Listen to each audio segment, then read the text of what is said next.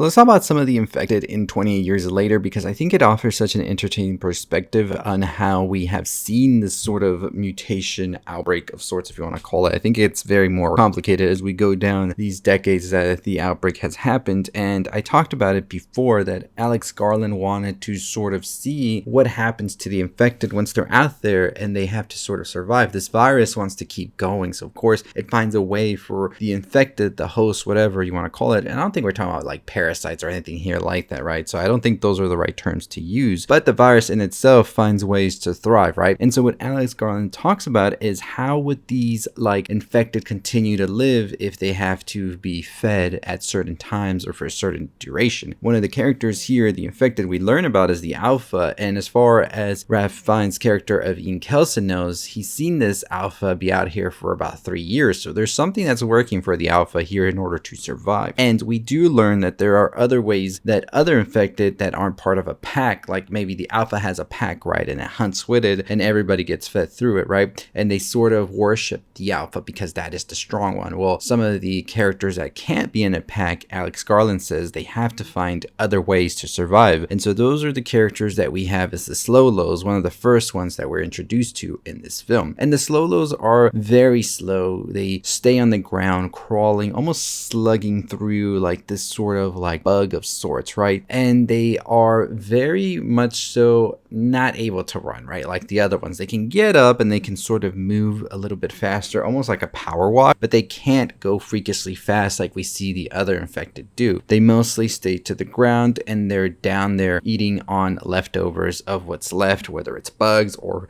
maybe some like meat that's left from other animals or even humans. That's what they sort of feast on. They don't really necessarily go in for the kill themselves because they're Slow-Lows. But what we do see is that the infected are much more tuned, a little bit more faster than what we saw in the previous films. They are more rabid. They've sort of become more accustomed and wild to being in the mainland of sorts. And the alpha here, who is played by Chi Lewis Perry, showcases just that. At standing almost 7 feet tall, this alpha is very much so almost indestructible. What seems, gets arrows, gets fire, all of these things. Nothing happens, right? And we see that he sort of asserts his dominance of sorts to the pack by ripping the head and spine off of humans, but also we see it off of animals as well. And I think that that is definitely a way to showcase that, yeah, I got it all here under control.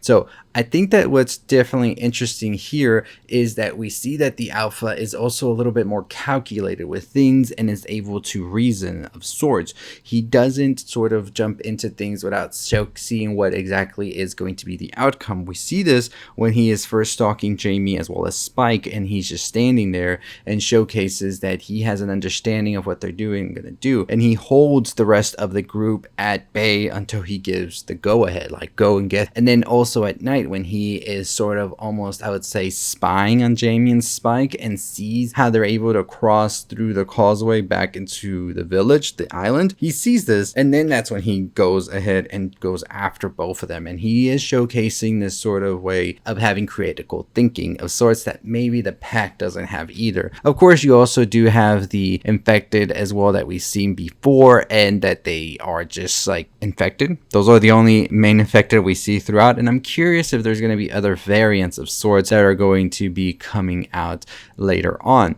Now, Boyle said of this, we wanted to show how they have evolved because nature always finds a way to evolve. It doesn't stop no matter how ugly, repellent, or even beautiful the process. We've accelerated the change because it's been only 28 years since the initial infection, which in evolutionary terms is a blink of an eye. We compress it and force it forward. Different elements emerge out of the infected. There are even families within them, and groupings begin to form. And I wanted to say that quote right there because it gets into an interesting aspect that I think 28 years has sort of started to barely scratch the surface on, is families.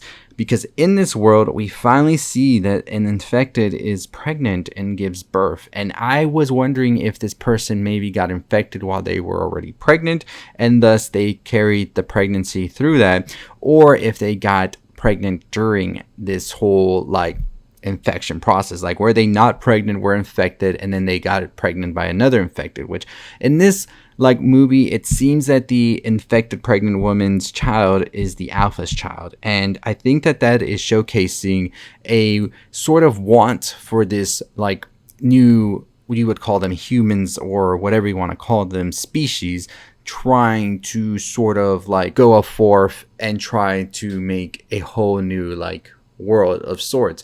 And what I thought was interesting is, of course, spoilers for the film, is that in this movie, the infected gave birth to a non-infected. So does this make them a sort of hybrid of sorts, that they have both the human and also the infected human, that's what we'll just call them, is a new type of being as well, which I think is going to play a crucial part into the next films, because of course there is going to be a want to know what this new infected or non-infected or half infected, half non-infected baby being is going to grow up to be. And is there something in their blood that sort of showcases a way to stop what is going on, right?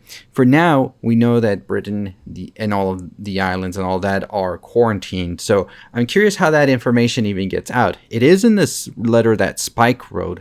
And we also know at the end of the film that Spike is going to be joining the Jimmies to some degree. Does he sort of talk about this and it gets out to the Jimmies and they sort of want to spread this out? I'm not too sure entirely we can even trust the Jimmies at this point. I talked about that in the Jimmy video if you want to go check that out. I think that they're after something else. Could this baby be used as collateral by different people, the people in Lindisfarne? Also, the Alpha is of course going to be looking for their baby, and will they make it out into this remote village of sorts to try and get that, where chaos will ensue? Or also the Jimmies are after the baby? That's going to be for my theory for the Bone Temple. So make sure you stick around for that video coming out later this week. I just want to talk about the Alpha and also the Slolos, which I think is just a brilliant way to introduce new lore and flesh out this amazing world that Danny Boyle and Alex Garland created back in 2002 with 28 Days Later. So I'm super excited to talk more about that with y'all, but let me know what y'all thought about the Slolos. I really was fascinated by them, and it really showcased that even though they're slow and down low on the ground, I was always wondering, easy to take apart, but they're quiet. They're able to creep up, and of course that makes them that much more dangerous, that you don't know where they're coming from, and you could be sleeping and all of this, whereas opposed to somebody who's fast and all of that, you're going to hear the footsteps probably, you're going to start maybe getting a sense of where they're coming from. But the slow and low to the ground was terrifying, especially that one scene when Spike was with Isla and he was asleep and that slow was getting closer and closer to his face. Such an unnerving scene for sure. And honestly also, you definitely feel some type of way after you see that initial hunt that Spike and Jamie have when he is showing him how to kill them, and you sort of feel for that family of Slolos that was taken out by both of them. And you also see Spike regrets what he has done as well, which I thought was such an interesting aspect to showcase early on in the film. Now with the Alpha, truly terrifying stuff right there, and I think that you see Dr. Ian Kelson have sort of a soft spot of sorts, because he is of course a doctor who sort of sees every living thing as something special, and that is the reason that he just doesn't go out and kill the Alpha when they're already almost incapacitated of sorts, because it is nature and nature is natural. It's like just going to kill a bear for no reason, right? It's in its habitat. And I think that's how Dr. Ian Kelson sort of sees them. And I'll talk more about Dr. Ian Kelson in another video, and the difference between Jamie and Isla and how they kind of shape Spike into the adult that he will become. That's a whole other video. But like I said, it's 28 years later season, so we're going to be talking a ton of 28 years later for now. But until the Bone Temple comes out, very excited and very curious to see where we go from here. But as always, that's going to do it for me. Hit that subscribe and notification bell. We are on the road to 50,000 subscribers. Let's get to it. Check out our video on weapons as well if you haven't already, and I'll catch you next time. Stay safe, stay positive.